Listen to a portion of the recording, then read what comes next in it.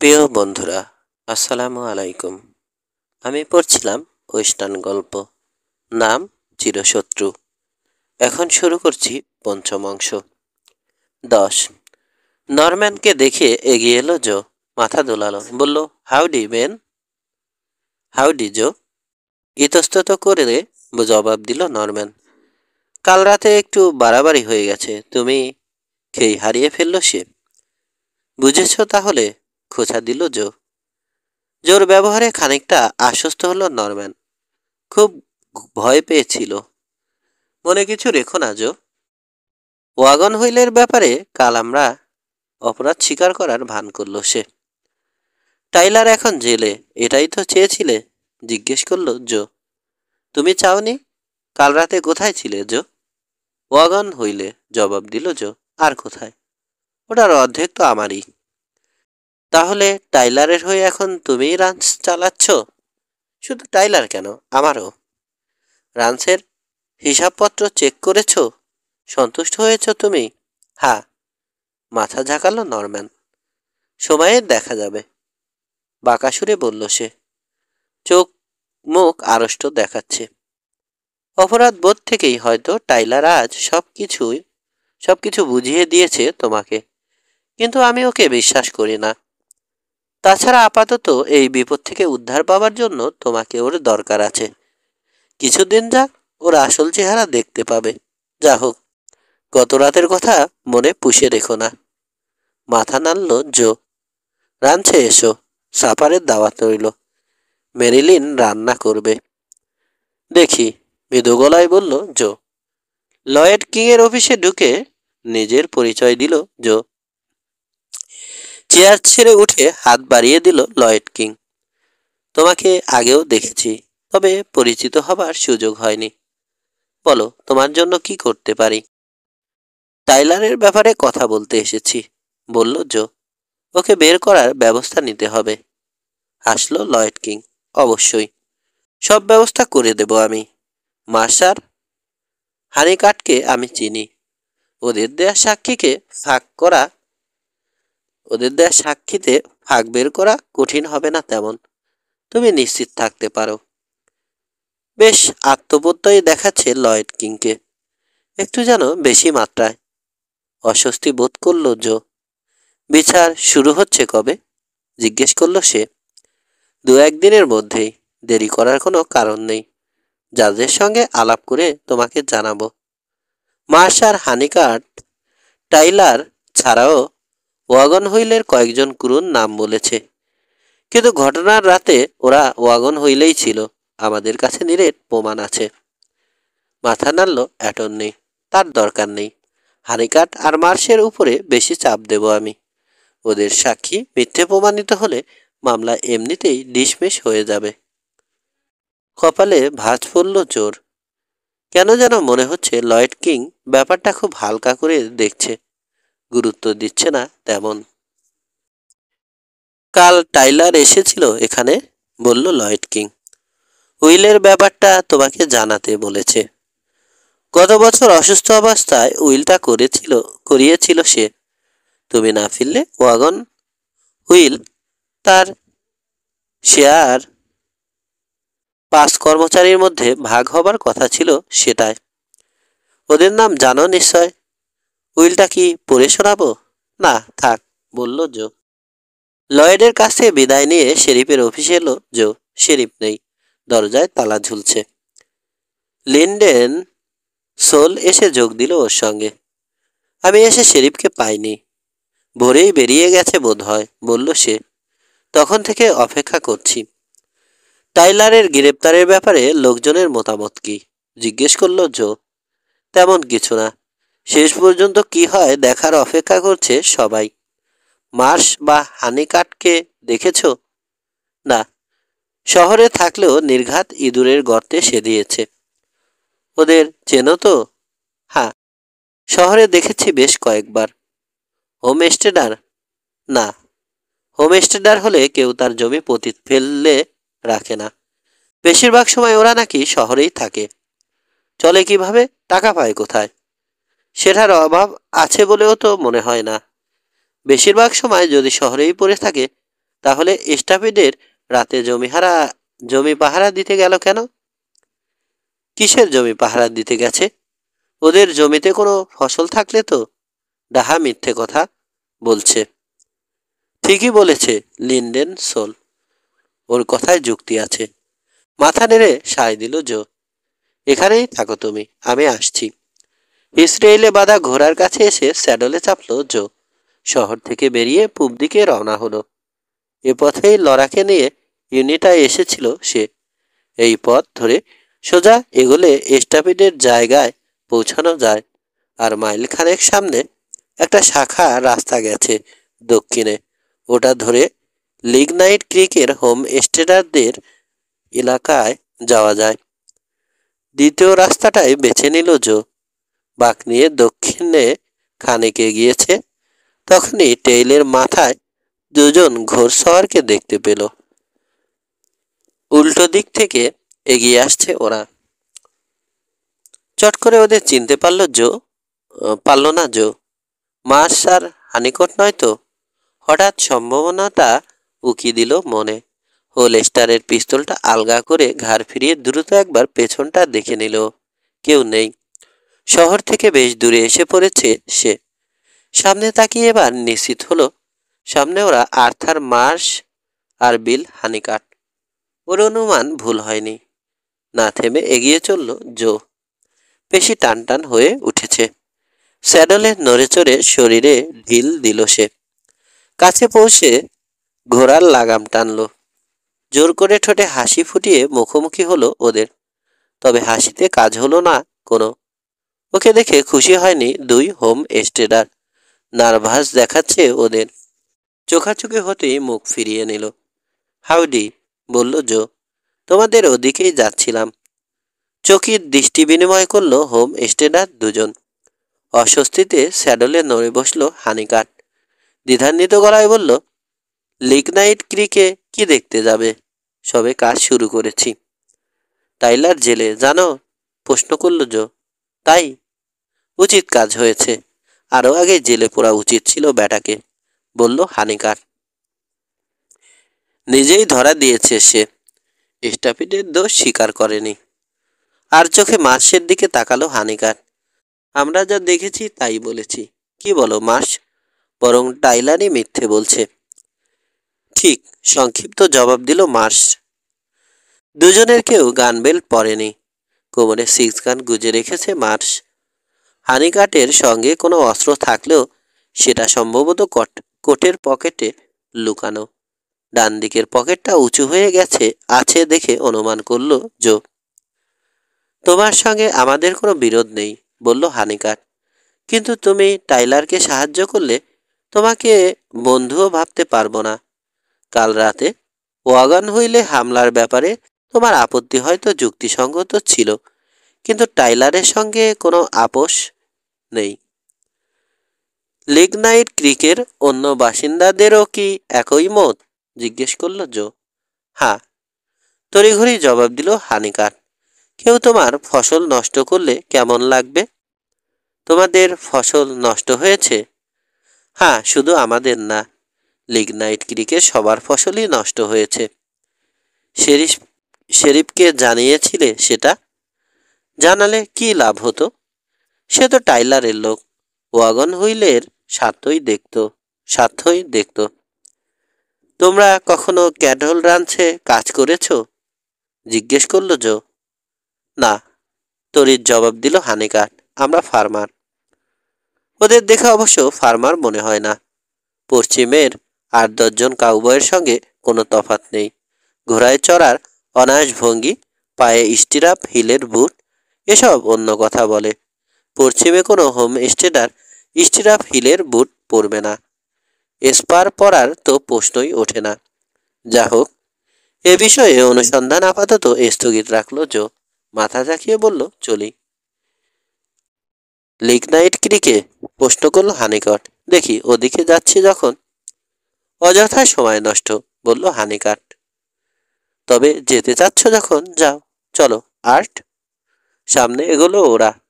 ওকে পাশ কাটিয়ে খানিকটা এগিয়ে কোটের পকেটে হাত ঢুকিয়ে ঝটিতে পিস্তল বের করে আনলো হানিকাট। চিৎকার করে বলল, আট, শুইয়ে দাও শালাকে। চিৎকার শুনে ঘুরে তাকালো জো। ততক্ষণে পিস্তল উঠে এসেছে হানিকাটের হাতে। চোখের পলকে অনেকগুলো ঘটনা ঘটে গেল। নিজের অজান্তে হোলেস্টারে সবল হানল জোর ডান হাত। বিদ্যুৎ গতিতে পিস্তল ড করল। স্যাডেলের উপর বাঁকা হয়ে টান দিল ট্রিগারে। প্রায় একই সঙ্গে দুজনের পিস্তল সীসা বর্ষণ করল। মনে হলো মাত্র একটা শব্দই হয়েছে। কাঁধের কাছে কোটে তীব্র একটা টান অনুভব করলো জো। গরম ছ্যাঁকা লাগলো মাংসে। আবার ট্রিগার টানলো। পিস্তলের মাজল ঘুরিয়ে নিল মার্শের দিকে। ভীত সন্তুষ্ট ঘোড়া সামলে পিস্তল তাক করার আপ্রাণ চেষ্টা করছে মার্শ। পরপর দু দফা ট্রিগার টিপল জো। স্যাডলে ঝাঁকুনি খেয়ে সোজা হয়ে গেল মার্শ। আচমকা ছুট লাগালো তার ঘোড়াটা। মার্শকে নিয়ে ছুটতে শুরু করলো। স্যাডলের উপর বেকায়দা ভঙ্গিতে তুলতে লাগলো লোকটা। হানিকাটের দিকে ফিরল জো। মাটিতে উপুর হয়ে পড়ে আছে সে। ঘোড়াটা পালিয়েছে। ঘাড় ফিরিয়ে পেছনে তাকিয়ে ও দেখল শূন্য স্যাডল নিয়ে ছুটে যাচ্ছে মার্শের ঘোড়া। সিকি মাইল দূরে ভূমিসজ্জা নিয়েছে মার্শ। দীর্ঘশ্বাস ফেলল জো। হানিকাটের কাছে এসে ঘোড়া থেকে নামলো। ঝুঁকে দেখল বেঁচে নেই হানিকাট। বুকের বাঁ পাশে গুলি লেগেছে। এফোর ওফোর হয়ে গেছে হৃৎপিণ্ড। আবার স্যাডলে চেপে মার্শের কাছে এসে লাগাম টানল ঘোড়ার। ঘাসের উপর চিত হয়ে পড়ে আছে মার্শ। মাথার ডান পাশে কানের সামান্য উপরে আঁচড় কেটে বেরিয়ে গেছে গুলি। জখম তেমন মারাত্মক বলে মনে হলো না, তবে রক্ত ঝরছে। সাময়িকভাবে জ্ঞান হারিয়েছে মার্শ। সোজা হয়ে দাঁড়িয়ে টেইলের এ মাথা ও মাথায় নজর বোলালো জো। দূরের বৃত্ত আকারে দাঁড়ানো পাহাড়ের দিকে তাকালো। কোথাও কেউ নেই।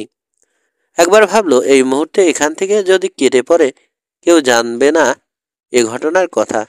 তবে 1-1.5 ঘন্টার মধ্যে এ পথে কেউ না এলে অতিরিক্ত রক্তক্ষরণে মারা যাবে মার্শ। ওকে বাঁচাতে চাইলে একটা পথই খোলা আছে, শহরে গিয়ে ডাক্তার আনার ব্যবস্থা করা। মার্শের শার্ট ছিঁড়ে পুরো করে ব্যান্ডেজ বেঁধে দিল জো। তারপর ঘোড়ায় চেপে রওনা হলো ইউনিটার উদ্দেশ্যে। পাইচারি থামিয়ে জোর দিকে ফিরে দাঁড়ালো শেরিফ বিল ওয়ালেস। কপাল কুঁচকে আছে। উদ্বিগ্ন দেখাচ্ছে তাকে। তোমাকে ছাড়তে পারছি না জো, কর্কশ গলায় বলল সে। 8 মাসের মুখ থেকে আমি পুরো ঘটনা না শোনা পর্যন্ত এখানে থাকতে হবে তোমাকে। তোমাকে তো সবই বলেছি আমি, বলল জো। আত্মরক্ষার খাতিরে গুলি চালাতে হয়েছে আমাকে, নইলে আমিই মারা পড়তাম। না, ভুরু কোচকালো শেরিফ। এমনও তো হতে পারে তুমিই ওদেরকে আক্রমণ করেছিলে, যাতে ওরা কোর্টে হাজির হয়ে সাক্ষী দিতে না পারে। কি বলছো? দুজনের বিরুদ্ধে আমি একা? তাতে কি, বলল ওয়ালেস। ওদের সঙ্গে অস্ত্র না থাকলে? কে বলেছে ওদের সঙ্গে অস্ত্র ছিল না? মার্শের কোমরে পিস্তল ছিল। হানিকাটের পিস্তলটা ছিল তার কোটের পকেটে। এ তো তুমি বলছো। অন্য পক্ষের বক্তব্য তো এখনো শুনিনি। কিন্তু আমি সত্যি কথাই বলছি। হয়তো, কিন্তু ঘটনাটা নিরপেক্ষভাবে দেখতে হবে আমাকে।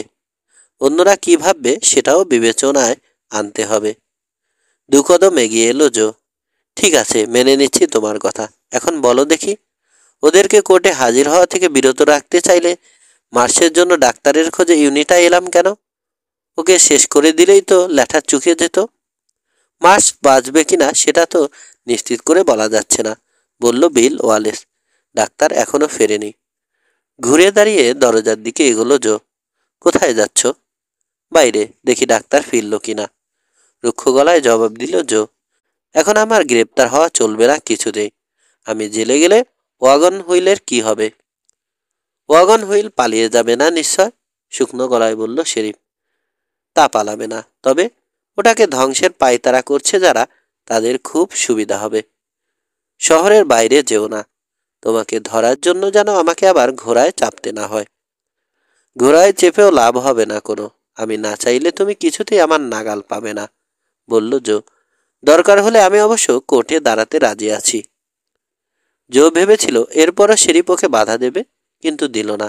দরজা খুলে বাইরে বেরিয়ে এলো সে।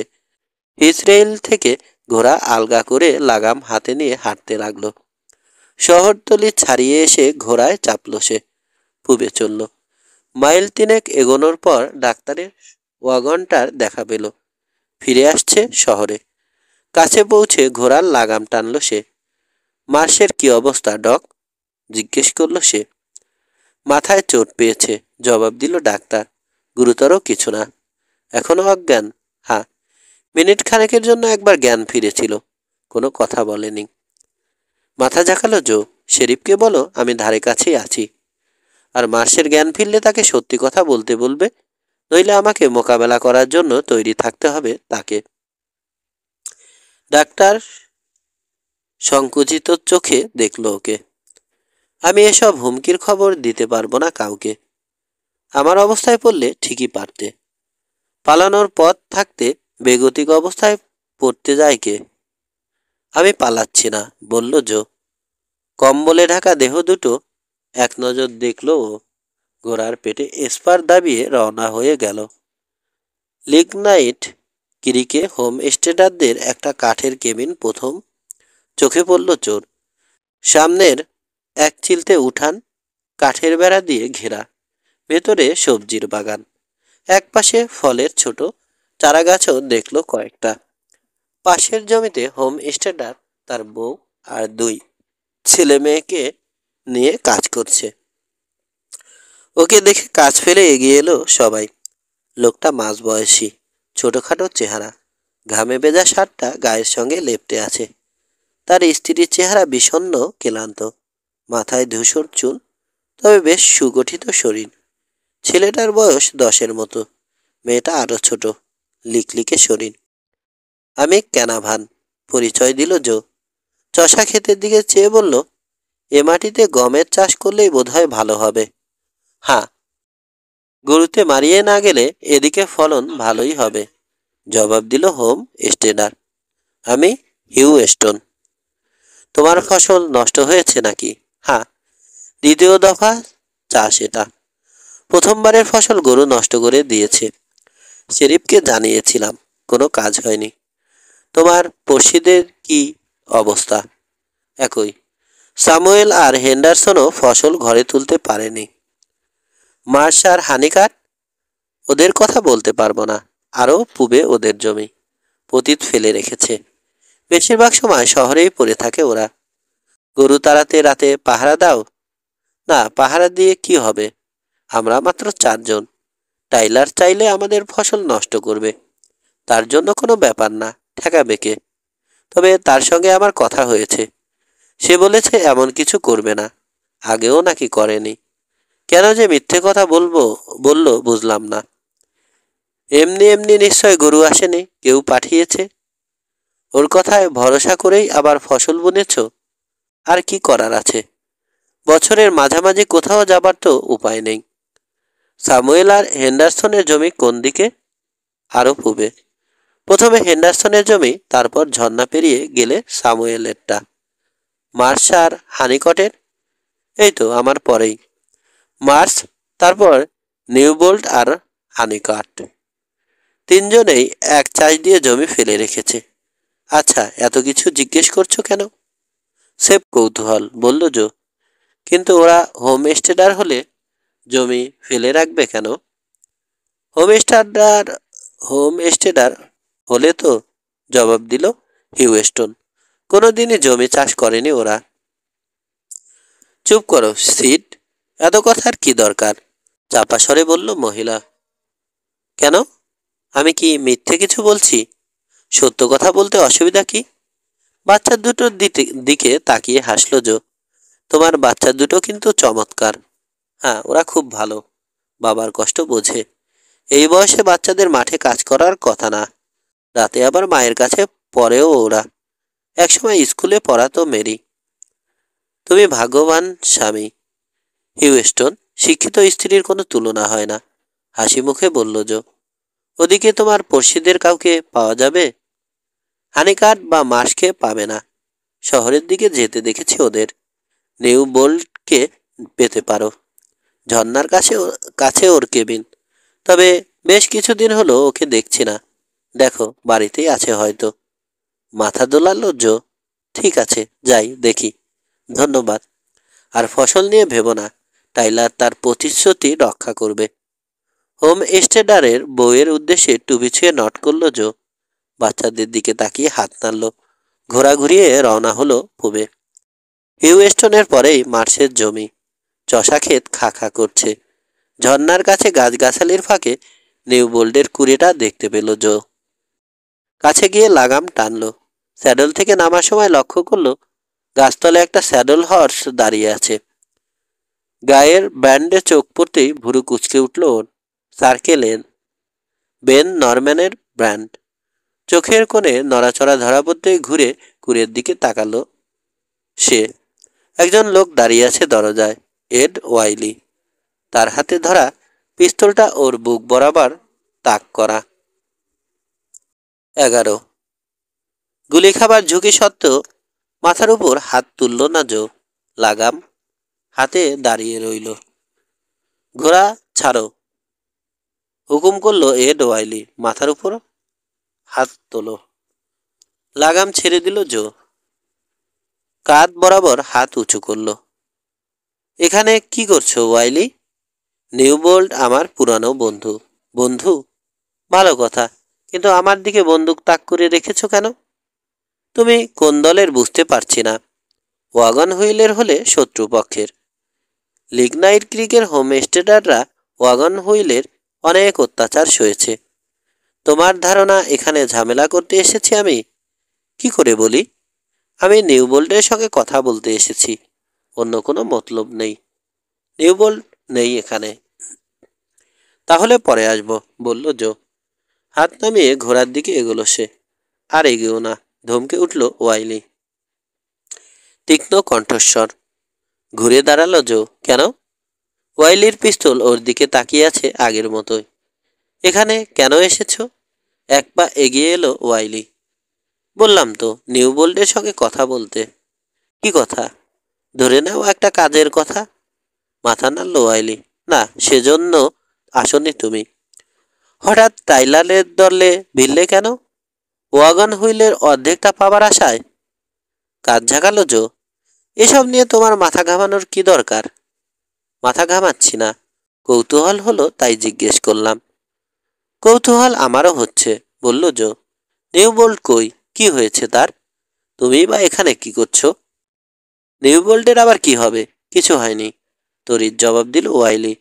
ক্রমশ নার্ভাস ভাবটা প্রকট হচ্ছে তার চেহারায়। কোথাও গেছে, হয়তো শহরে।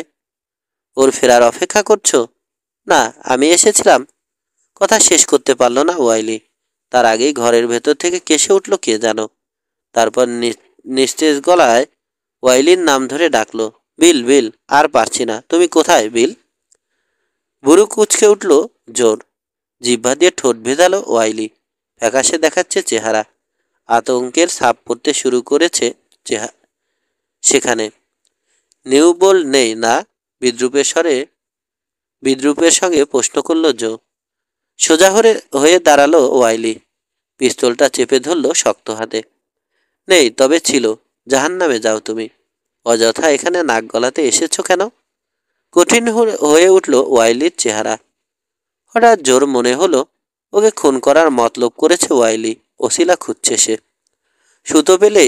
সুতো পেলেই টিগার টেনে দেবে। ওর কণ্ঠস্বর, চোখের দৃষ্টিতে পরিষ্কার ফুটে উঠেছে সেটা। শিউরে উঠল জো। ভেতর ভেতর একটু সামনে ঝুঁকে তীক্ষ্ণ দৃষ্টিতে ওয়াইলির দিকে তাকালো। কোমরের কাছাকাছি রাখা ওর হাত। মৃদু কাঁপন টের পাচ্ছে ডান হাতে। খুব দ্রুত করতে হবে ওকে। সময়ের সামান্য একটু হেরফের হলেই ওয়াইলির গুলি এ4 করে দেবে ওর হৃৎপিণ্ড। করার ঝামেলা নেই তার, টিগার টানলেই হবে। সূর্য গাছের আড়ালে চলে গেছে। লম্বা লম্বা ছায়া পড়ছে এখন। আলো ছায়া মিলে কুড়ের চারপাশে অদ্ভুত এক বিভ্রম সৃষ্টি করেছে। দরজায় দাঁড়ানো ওয়াইলিকে ছায়া বলে মনে হচ্ছে। গাছপালায় কোনো কাঁপন নেই, একটা পাতাও নড়ছে না। প্রচণ্ড গরম পড়েছে। চোখ মুখ ঘেমে গেছে ওর। দরদর ঘাম ঝরছে শার্টের নিচে। কুড়ের ভেতর থেকে নানা রকম শব্দ আসছে। কাতরোক্তি, হাত পা ছোড়ার শব্দ। আচমকা ঘরের ভেতর ঝনঝন শব্দে ভেঙে পড়ল কি যেন। চকিতে ঘাড় ফিরিয়ে পেছনে তাকালো ওয়াইলি।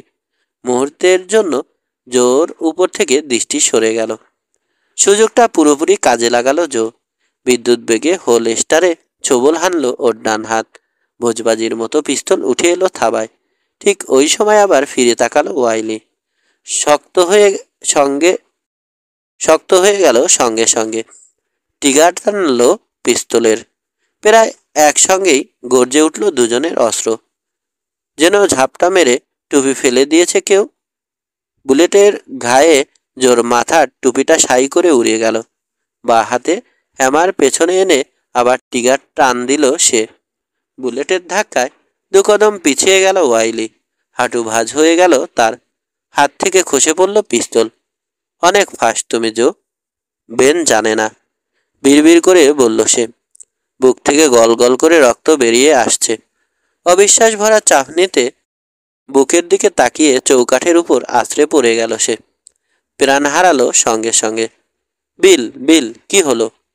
কুরের ভেতর থেকে অস্পষ্ট কাঁপা একটা কণ্ঠস্বর শোনা গেল। গোলাগুলি কিসের? বুক ভরে শ্বাস টানল জো। হঠাৎ করে সব উত্তেজনা অবসান হওয়ায় ক্লান্তি লাগছে। পিস্তল হোল স্টারে রেখে ধীর কদমে সামনে এগোলো সে। ঝুঁকে ওয়াইলিকে এক নজর দেখে সোজা হলো আবার। ওয়াইলির চোখে মুখে এখনো অবিশ্বাস আর বিস্ময়ের ছাপ ফুটে আছে। ওয়াইলির লাশ পাশ কাটিয়ে কুরের ভেতরে পা রাখল জো। ভেতরটা অন্ধকার। প্রথমে কিছুই দেখা গেল না। অন্ধের মতো দাঁড়িয়ে থাকলো কিছুক্ষণ। আস্তে আস্তে অন্ধকারে চোখ সয়ে এলো। খড়ের বিছানায় বাঁকাচোরা ভঙ্গিতে শুয়ে আছে এক লোক। তার পায়ের কাছে একটা টেবিল উল্টে পড়ে আছে। মাটিতে ছড়িয়ে ছিটিয়ে রয়েছে থালা বাসন। একটা জগ পড়ে গিয়ে খণ্ড খণ্ড হয়েছে। পানিতে ভাসছে মেঝে। কাছে গিয়ে ঝুঁকে পড়ে লোকটাকে দেখল জো। ফ্যাকাশে মলিন চেহারা, উস্কো খুস্কো চুল, মুখে 4-5 দিনের না কামানো দাড়ি গিজগিজ করছে। একেবারে নিঃসার হয়ে পড়ে আছে লোকটা। শুকনো বিবর্ণ ঠোঁটের কষ বেয়ে গড়িয়ে পড়ছে লালচে ফেনা। জ্বরের প্রকোপে দু চোখ জবা ফুলের মতো লাল হয়ে গেছে। ঘোরের মধ্যেও কে দেখল লোকটা? কে? বিল? অস্পষ্ট ভাঙা গলায় কোকিয়ে উঠল সে। না, জবাব দিল জো। বিল এখানে নেই। তুমি নিউবোল্ট? লোকটা বীর করে বলল। ডাক্তার এসেছে বিল? শিগগিরই আসছে, বলল জো। লোকটাকে ভালো করে বিছানায় শুইয়ে দিল। শার্ট খুলল দ্রুত হাতে। মারাত্মক একটা জখম দেখবে আশঙ্কা করেছিল সে। তবে সেরকম কিছু চোখে পড়ল না।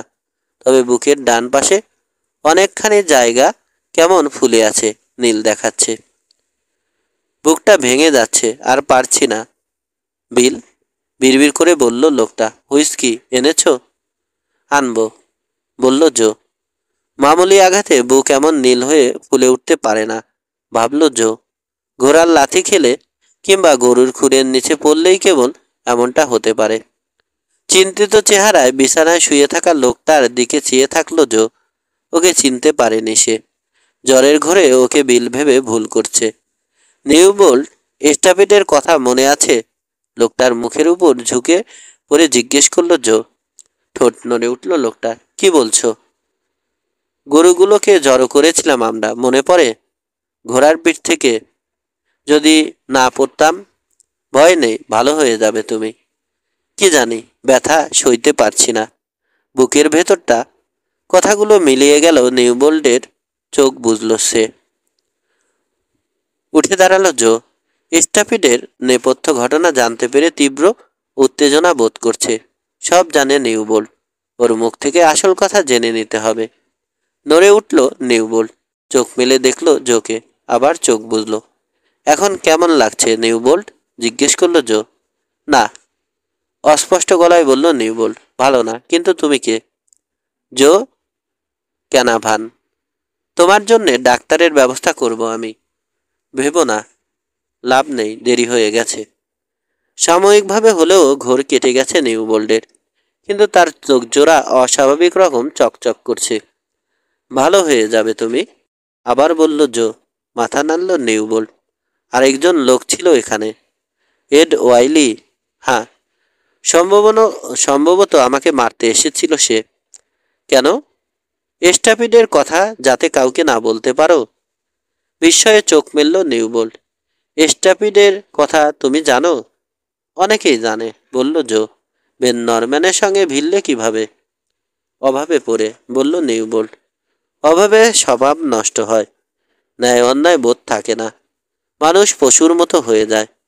হোম স্টেডারের ওই পরিবারটার জন্য কয়েকদিন ধরে অপেক্ষা করেছিলাম আমরা।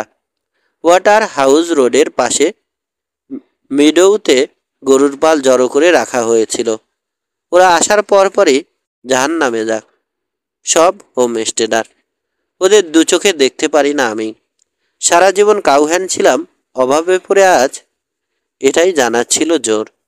নিউবোল্টের স্বীকারোক্তি থেকে পুরো কাহিনী আন্দাজ করতে পারছে ও। এখন জানতে হবে কে পালের গোদা। শোনো নিউবোল্ট, আমি তোমার চিকিৎসার সব ব্যবস্থা করব। বিনিময়ে আমাকে এই মাত্র যা বললে সে কথা অন্যদেরও বলতে হবে। কেন বলবো না? খোদুক্তি করল নিউবোল্ট। কয়েকদিন যাবৎ আহত হয়ে পড়ে আছি এখানে। ওরা আমার চিকিৎসার কোনো ব্যবস্থাই করেনি, উল্টে বিল এসেছিল আমাকে শেষ করে দিতে। এরপরে ওদের জন্য আমার দরদ থাকবে বলো? বুকে বল রাখো নিউবোল্ট, বলল জো। আমি এখনই ডাক্তার আনতে যাচ্ছি। বেরিয়ে এসে ঘোড়ায় চাপল জো। দ্রুত ঘোড়া ছুটিয়ে হিউস্টনের ফার্মইয়ার্ডে এসে লাগাম টানল। দরজা খুলে বেরিয়ে এলো হিউস্টন। নিউবোল্ট আহত, অবস্থা খারাপ। হোমস্টেডারকে জানালো সে, আমি ডাক্তারের খোঁজে যাচ্ছি, কিন্তু ওকে একা ফেলে যেতে ভরসা পাচ্ছি না। তুমি ওর কাছে গিয়ে থাকবে কিছুক্ষণ? রাজি হয়ে গেল হিউস্টন, দ্বিধা করল না। স্ত্রীকে সব খুলে বলে দ্রুত ফিরে এলো। জোর পেছনে স্যাডলে উঠে বসল। স্টাপিডের সঙ্গে জড়িত ছিল নিউবোল্ট। গরুর পায়ের তলায় পড়ে বুকের হাড় ভেঙেছে। যাবার পথে হিউস্টনকে সব খুলে বলল জো। নিউবোল্ট অপরাধ স্বীকার করেছে। তুমি ওখানে থাকলে হয়তো আরও কিছু বলতে পারে। ভালো করে শুনে রাখো। আর একটা কথা, আত্মরক্ষার খাতিরে ওখানে একটা লোককে হত্যা করতে বাধ্য হয়েছি আমি। নিউবোল্ট যাতে স্টাপিডের ঘটনা কাউকে বলতে না পারে, সেজন্য তাকে খুন করতে এসেছিল। হঠাৎ করে আমি এসে পড়ায় আমাকে আগে শেষ করতে চেয়েছিল, কিন্তু গান ফাইটে আমাকে হারাতে পারেনি। সত্যি মরে গেছে? জিজ্ঞেস করলো হিউস্টন। হ্যাঁ, জবাব দিল জো। লোকটার নাম এড ওয়াইলি, হানিকাট আর মার্শের সহযোগী। বেন নরম্যানের রাঞ্চে কাজ করত। কথা বলতে বলতে ঝর্ণার কাছে পৌঁছে গেল ওরা। হিউস্টনকে কিছুটা গম্ভীর দেখাচ্ছে। এড ওয়াইলির হত্যাকাণ্ডের ঘটনা শোনার পরই ওর মধ্যে এই পরিবর্তনটা এসেছে। হিউস্টনকে সন্তুষ্ট করার জন্যই শুরু থেকে ওদের ষড়যন্ত্রের মোটামুটি একটা চিত্র তার সামনে তুলে ধরল জো। হিউস্টন বিশ্বাস করলো কি না বোঝা গেল না। কোনো প্রশ্ন না করে চুপচাপ জোর কথা শুনে গেল শুধু। কুড়েতে ঢুকে দেখলো নিউবোল্ট ঘুমাচ্ছে, কিংবা ফের সংজ্ঞা হারিয়েছে। কয়েকবার তার নাম ধরে ডাকলো জো, সাড়া মিলল না। পাশে গিয়ে বসে নাড়ি দেখল, চলছে, তবে খুব ধীরে। হিউস্টন নিউবোল্টের বুকের নীলচে ক্ষতের উপর থেকে চোখ সরিয়ে এড ওয়াইলির লাশের দিকে তাকালো। বলল, আমি কোনো দলে নেই, শুধু একজন লোক আহত হয়েছে বলে মানবিক কারণে এসেছি এখানে। তুমি ডাক্তার নিয়ে ফিরে না আসা পর্যন্ত আমি থাকব। যথেষ্ট, বলল জো। তুমি ইউনিটায় যাবে? আমি নিজে যেতে পারি, কিংবা ওয়াগন হুইলের কাউকে পাঠাবো হয়তো, বলল জো। জ্ঞান ফেরার পর শেরিফের কাছে ঘটনার কি বর্ণনা দিয়েছে মার্স কে জানে, ভাবল জো। শহরে যাওয়ার আগে ভালো মতো খোঁজ নিয়ে যেতে হবে। 12 ওয়াগন হুইলে এসে জো শুনল মার্স শেরিফকে জানিয়েছে জো ক্যানাভান বিনা উস্কানিতে ওদের উপর হামলা চালিয়েছে। নিরস্ত্র ছিল ওরা। ফসি নিয়ে এখানে এসেছিল শেরিফ, জানালো ড্যান গোমেজ। মাঝরাত পর্যন্ত সময় দিয়েছে তোমাকে আত্মসমর্পণ করার জন্যে। সময় দিলে কি সময় দিলে দিল কি আর না সময় দিলে কি আর না দিলেই বাকি। আত্মসমর্পণ করছি না আমি, বলল জো। শেরিফ ভোরের আগে আবার আসবে মনে করো? বলা যায় না, রাতেই হয়তো আবার হাজির হতে পারে। বিল ওয়ালেস নাছোড় বান্দা, যতক্ষণ তোমাকে না ধরতে পারছে ততক্ষণ বারবার আসবে। তাহলে আমার ডান্সে থাকা উচিত হবে না, বাইরে কোথাও ক্যাম্প করে রাতটা কাটিয়ে দিতে হবে, বলল জো।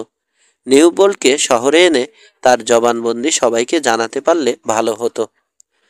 শুধু নিউ বোল্ট হলে চলবে না, মার্শকেও ধরতে হবে। ব্যাটার পেটে লাথি মেরে সত্যি কথা বের না করা পর্যন্ত শান্তি নেই আমার। লিগনাইট ক্রিকে যাদের পাঠানো হয়েছিল ফিরেছে তারা? জিজ্ঞেস করল জো। হ্যাঁ, বেশ কিছুক্ষণ আগেই। তোমার অপেক্ষায় করছিলাম আমরা। ওদের দেখা পাইনি আমি। পাহাড়ি এলাকা, কে কোন পথ ধরে এসেছো? মার্শার হানিকাটকে শহরে রওনা দিতে দেখেই সোজা এখানে ছুটে এসেছে ওরা। হিউস্টনের ওখানেও থামেনি। হয়তো সেজন্যই দেখা হয়নি। মাথা দোলালো জো। মাথা দোলালো জো। নিউ বোল্ডের কি ব্যবস্থা করা যায় বলো তো? ওর চিকিৎসার ব্যবস্থা করা দরকার। ইউনিটায় গিয়ে ডাক্তার ডাকতে হবে। ওর নিরাপত্তার দিকটাও দেখতে হবে আমাদের। এড ওয়াইলি ওকে মারার জন্যই গিয়েছিল ওখানে। এক কাজ করো, কয়েকজন লোক নিয়ে লিগনাইট ক্রিকের উদ্দেশ্যে রওনা হয়ে যাও তুমি এখনই। ওয়াগন হুইলের ক্রুদের পাশাপাশি আর কাউকে জোগাড় করা গেলে সুবিধা হতো। নিউবোল্টের কথাগুলো বাইরের কেউ শুনলে ব্যাপারটা। নিউবোল্টকে শহরে আনলে কেমন হয়? জিজ্ঞেস করলো ড্যান গোমেজ। শহর পর্যন্ত নেবার মতো অবস্থা থাকলে বরং তাকে শহরেই নিয়ে যাই। নিতে পারলে তো ভালোই হতো, কিন্তু ডাক্তার কি বলে দেখতে হবে। ইউনিটায় ওকে তুলবে কোথায়? ডক স্লেটারের বাড়িতেই রাখা যাবে। ডক ভালো লোক, সব শুনলে আর অমত করবে না। আর অমত করলেই বাকি। ইউনিটায় আমাদের পরিচিত লোকের অভাব নেই। ঠিক আছে, রওনা হয়ে যাও তোমরা। ডাক্তার অনুমতি দিলে আর দেরি করো না। হিউস্টনের কাছ থেকে ওয়াগন ধার করে শহরে চলে যাবে। লিন্ডেন সোল ফিরেছে? না। ডাক্তার আনার জন্য কাউকে ইউনিটায় পাঠাও, বলল জো। আর ওখানে যাবার পর চোখ কান খোলা রেখো। দেখো, পাহারায় যাতে কোনো খুঁত না থাকে। তুমি যাবে না? না, ইউনিটায় দেখা হবে তোমাদের সঙ্গে। দরজার দিকে পা বাড়ালো গোমেজ। মাঝপথে থেমে ঘুরে দাঁড়ালো। তুমিও চলো আমাদের সঙ্গে, বলল সে। এখানে থেকে কি করবে? মাথা নাড়ল জো। না, অন্য কাজ আছে আমার। এখানে কারা থাকছে? ফ্রেড উইলিয়ামস আর টেক্স বেল, দুজনই লড়াকু লোক। ঠিক আছে, তুমি যাও, ওদের সঙ্গে কথা বলছি আমি, বলল জো। আমাদের খবর কিভাবে পাবে তুমি? সে আমি দেখব, বলল জো। খুব জরুরি প্রয়োজন হলে এখানে একজনকে পাঠিয়ে দিও। ড্যান গোমেজের সঙ্গে বেরিয়ে এলো জো। আরও কিছু কথাবার্তা সেরে নিল। ইতিমধ্যে ঘোড়ায় স্যাডল চাপিয়ে তৈরি হয়ে নিয়েছে ওয়াগন হুইল ক্রুরা। বারান্দায় দাঁড়িয়ে ওদের রওনা হয়ে যাওয়া দেখল জো। রান্স হাউজে ফিরে এলো আবার। করিডোর ধরে রান্নাঘরের দিকে এগোলো। খানিক আগে স্টোভে খাবার গরম করেছে লরা। প্লেটে সাজিয়েছে জোর জন্য নিয়ে যাবে বলে। এমনি সময়ে হাজির হলো জো। বাহ, দারুণ সুবাস তো, বলল সে। তোমাকে হেড কুক বানিয়ে দিয়েছে নাকি? সাদা দাঁতে ঝিলিক তুলে হাসলো লরা। না, আমাকে তা বানাতে যাবে কেন? নতুন এসেছি, তাই অতিরিক্ত সব কাজই করতে হচ্ছে। চেয়ার টেনে বসলো জো। খাবার এনে দিল লরা। খেতে শুরু করলো সে। সকালে এই প্রথম দানা পানি পড়ছে ওর পেটে। কফির পর প্লেটে করে বাড়তি এক টুকরো পাই এনে রাখলো লরা ওর সামনে। শুনেছ সব? জিজ্ঞেস করলো জো। খানিকটা, জবাব দিল লরা। স্টাফিডের সঙ্গে জড়িত ছিল এমন একজনকে নাকি ধরতে পেরেছ তোমরা? মিস্টার টাইলারের কোনো দোষ নেই তাহলে নাকি? মাথা দোলালো জো। পায়ের টুকরোয় কামড় দিল। ভালোই বানিয়েছে, রীতিমতো ভালো। ওরা কি মানুষ? বলল লরা। পাষণ্ড না হলে এভাবে কারো ক্যাম্পের উপর দিয়ে গরু চড়িয়ে দেয় কেউ?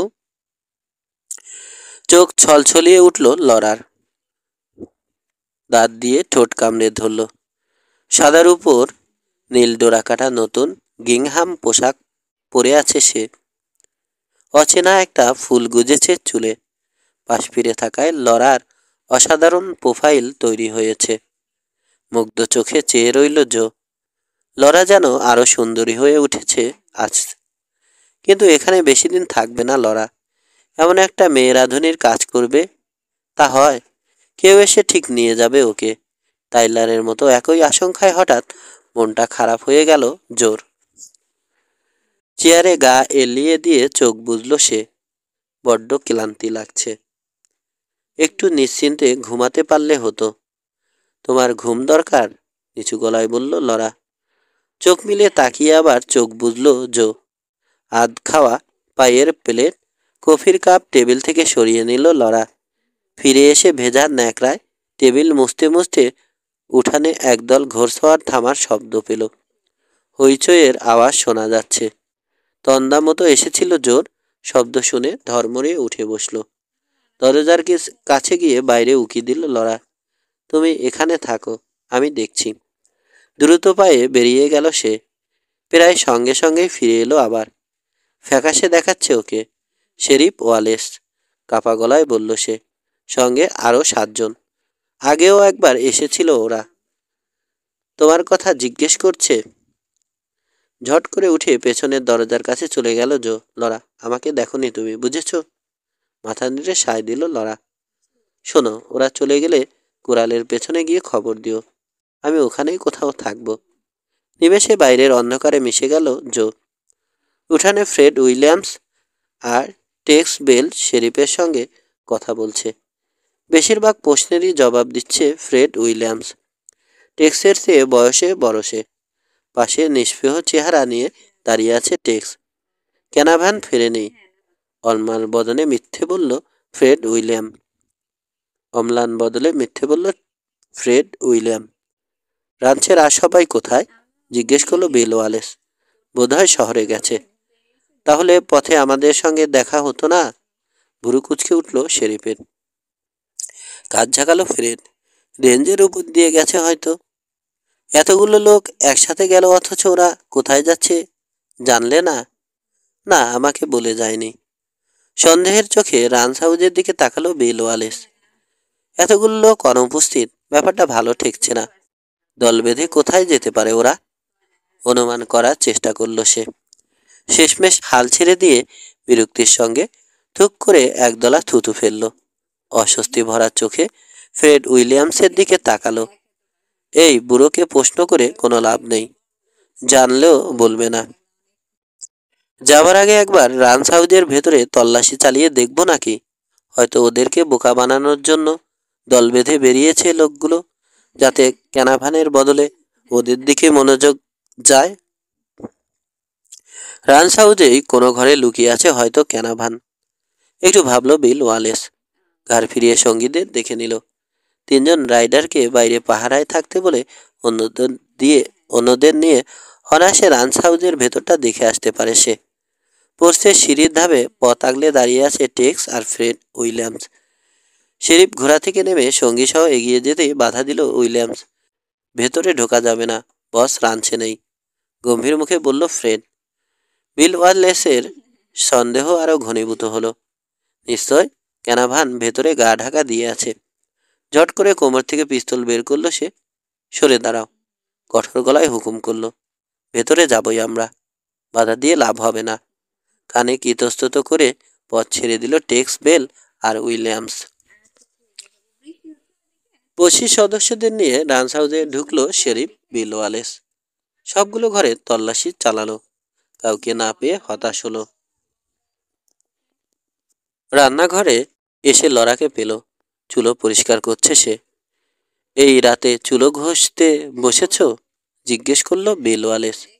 রাত ছাড়া আর সময় কই, সারাদিন তো চুলো জ্বলছে, জবাব দিল লরা। ভুরু কুচকে লরাকে দেখল ওয়ালেস। ওকে ওয়াগন হুইলে দেখে বিস্ময় বোধ করছে। টাইলারকে যেখানে ওর স্বামীর মৃত্যুর জন্য সন্দেহ করা হচ্ছে, তার রাঞ্চেই কিনা মেয়েটা রাঁধুনির কাজ করছে। প্রশ্ন করার লোভ সামলাতে পারল না সে। টাইলারের রাঞ্চে কাজ নিয়েছো তুমি? হ্যাঁ, নিয়েছি, সোজাসাপটা জবাব দিল লরা। কাজ দরকার ছিল, অন্য অন্য কোথাও পেলাম না। তাই বলে যাকে স্টাবিটের জন্য সন্দেহ করা হচ্ছে তার রাঞ্চেই? টাইলার দোষী প্রমাণ হতে যাচ্ছে। দুজন সাক্ষী পাওয়া গেছে জানো? না, আমি শুনিনি, বলল লরা। শেরিফের দিকে ঘুরে দাঁড়ালো। এসব আলোচনা তার ভালো লাগছে না। পৃথিবীতে থাকা খাওয়ার কোনো জায়গা নেই, যার কোনো আপনজন নেই, তার আবার এত বাছবিচার কিসের? এরা কেন বোঝে না সে কথা? ক্লান্তিতে দীর্ঘশ্বাস ফেলল বিল ওয়ালেস। এক এক সময় নিজের পেশার উপর ঘেন্না ধরে যায়। মাঝে মাঝে এমন সব পরিস্থিতির উদ্ভব ঘটে যখন ইচ্ছে করে সব ছেড়ে অন্য কোথাও চলে যায়। এই মুহূর্তে সেরকম ইচ্ছে হচ্ছে। নিজের ইচ্ছের বিরুদ্ধে কাজ করে কোনো আনন্দ নেই। মনের গভীর থেকে সে উপলব্ধি করছে মিথ্যে বলেছে মাস। তবু ক্যানাভানকে ধরার জন্য রাত বিরতে ছোটাছুটি করতে বাধ্য হচ্ছে সে। টাইলারের ক্ষেত্রেও একই কথা। সে বিশ্বাস করে টাইলারের কোনো দোষ নেই, কিন্তু সাক্ষী প্রমাণ ক্রমশ তার বিশ্বাস নাড়িয়ে দিচ্ছে। বিরক্ত চেহারায় ডেপুটিদের দিকে ফিরল সে। তোমাদের মধ্যে থেকে দুজন থাকো এখানে, ক্যানাভান এলে তাকে নিয়ে শহরে ফিরবে। ও ঝামেলা করার চেষ্টা করলে? জিজ্ঞেস করলো ডেপুটিদের একজন। ওসব জানি না, যেভাবে পারো শহরে নিয়ে যাবে ওকে, বলল শেরিফ। রান্নাঘর থেকে উঠানে বেরিয়ে এলো সে। পসির দুজন সদস্যকে রেখে অন্যদের নিয়ে ফিরে চলল শহরের দিকে। চুলো ঘষার কাজ শেষ করে কফিপটের কফি চেখে দেখল লরা। এখনো বেশ গরম আছে। দুটো কাপে কফি ঢেলে পসির সদস্যদের দিয়ে পিছনের দরজার দিকে এগোলো সে। কোথায় যাচ্ছ, মিসেস লেইনার? পেছন থেকে জিজ্ঞেস করলো একজন ডেপুটি। কেবিনে। দরজার কাছে দরজার কাছে থেকে জবাব দিল লরা। কফি লাগলে বানিয়ে নিও, সবই আছে ওখানে। আমি পৌঁছে দিই তোমাকে? জিজ্ঞেস করলো ডেপুটি। না ধন্যবাদ, একাই যেতে পারবো, শীতল কণ্ঠে জবাব দিল লরা। বেরিয়ে এলো সে। কেবিনের দিকে হাঁটতে শুরু করলো। রান্নাঘরের দরজায় দাঁড়িয়ে তার উপর নজর রাখছে একজন ডেপুটি। কোন কোনো দিকে না তাকিয়ে সোজা কেবিনে চলে এলো সে। দরজা খোলার শব্দে বুড়ি মহিলার ঘুম ভেঙে গেল। ঘুম জড়ানো কণ্ঠে সে জিজ্ঞেস করলো, কে লরা? এত দেরি যে? সব গোছগাছ করে তারপর এলাম, জবাব দিল লরা। শুয়ে পড়ো। ঘুমে বুঝে এলো মহিলার কণ্ঠস্বর, প্রায় ফিসফিসানির মতো শোনালো। অন্ধকার জানালার কাছে এসে দাঁড়ালো লরা। বাইরে তাকালো। ডেপুটির লোকটা রান্নাঘরের দরজা বন্ধ করে দিয়েছে। খানিক অপেক্ষা করে আবার বেরিয়ে এলো সে। অর্ধবৃত্ত আকারে ঘুরে কুড়ালের পেছনের অন্ধকারে এসে থামল। বা দিক থেকে পায়ের আওয়াজ পেয়ে ফিরে তাকালো সে। একটু পর ক্যানাভানের দীর্ঘ অস্পষ্ট অবয়বটাকে এগিয়ে আসতে দেখলো ওর দিকে। দুজন লোককে রেখে গেছে শেরিফ, ওকে জানালো লরা। তোমাকে শহরে নিয়ে যাবার হুকুম হয়েছে তাদের উপর। কাজ ঝাঁকালো জো। এরকমই ধারণা করেছিলাম আমি। কাউকে রেখে যাবে শেরিফ। এখন কি করবে? কুড়াল থেকে ঘোড়া নিয়ে কেটে পড়ব। শব্দ শুনে টের পেয়ে যাবে না ওরা? না, কোথায় যাবে? নরম্যানের রাঞ্চে। ওখানে কেন? নরম্যানকে একটু ঘাবড়ে দিতে চাই। ওয়াগন হুইলের বিরুদ্ধে কুপ্ররোচনা দিয়ে ছোট রানছাড়দেরকে সেই খেপিয়ে তুলেছে। সোনার দিয়ে ছোট রানছাড়দের ওয়াগন হুইলের বিরুদ্ধে কুপ্ররোচনা দিয়ে ছোট রানছাড়দেরকে সেই খেপিয়ে তুলেছে। নিউ বোল্টকে ঠিকঠাক মতো শহরে হাজির করে স্টাপিডের আসল ঘটনাটা যদি ফাঁস করে দিতে পারি, তাহলে আর কোনো সমস্যা থাকবে না, হাসল লরা। তোমার কথা শুনতে ভালোই লাগছে জো। পাপের শাস্তি নরম্যান পাবে। ওর শাস্তি শুরু হয়ে গেছে। ঘটনা সব ফাঁস হয়ে গেলে ইউনিটায় সে আর থাকতে পারবে ভেবেছ? ইউনিটা ছাড়তে হবে। অবশ্য তার আগে আমার কিছু প্রশ্নের জবাব দিতে হবে তাকে। ঝামেলা মিটে গেলে পুরানো রান্স হাউসে ফিরে যাবে তুমি? হ্যাঁ, তবে ওখানে একজন রাঁধুনি লাগবে আমার। কেঁপে উঠল লরা। হৃদকম্পন বেড়ে গেল। ক্যানাভানের ইঙ্গিতটা ধরতে পেরেছে সে, কিন্তু ওই ব্যাপার নিয়ে এখনই কিছু ভাবতে চায় না। এড়িয়ে যাবার চেষ্টা করল সে। গলার স্বর যথাসম্ভব স্বাভাবিক রেখে বলল, ওখানে থাকতে হলে আগে বাড়িঘর মেরামত করে নিতে হবে। হ্যাঁ, সায় দিল জো। এ ব্যাপারে পরে তোমার সঙ্গে আলাপ করব, ঝামেলাটা আগে চুকে যাক। গম্ভীর চোখে লরাকে দেখল জো। কপালে ভাঁজ পড়ল। ওকে নিয়ে সে কি পরিকল্পনা করেছে ধরতে পেরেছে মেয়েটা। আজ হঠাৎ করেই আবিষ্কার করেছে সে লড়াই সেই মেয়ে যাকে সঙ্গিনী হিসেবে পেতে চায় সে। এমন ধীর স্থির সংসারী একটা মেয়ে ওর দরকার, কিন্তু এ নিয়ে তাড়াহুড়ো করতে চায় না সে। লড়াও ভেবে মন স্থির করুক। লড়ার হাত ধরল জো। ঘুমোতে যাও তুমি, এখনই রওনা হতে হবে আমাকে। এত রাতে ওখানে যাওয়া কি ঠিক হবে? আমার মন সায় দিচ্ছে না। সাবধানে থেকো। তুমি ঘুমোতে যাও, আমি সাবধানেই থাকবো, কথা দিচ্ছি। লরাকে ছেড়ে দিয়ে কোরালের অন্ধকারে মিশে গেল জো।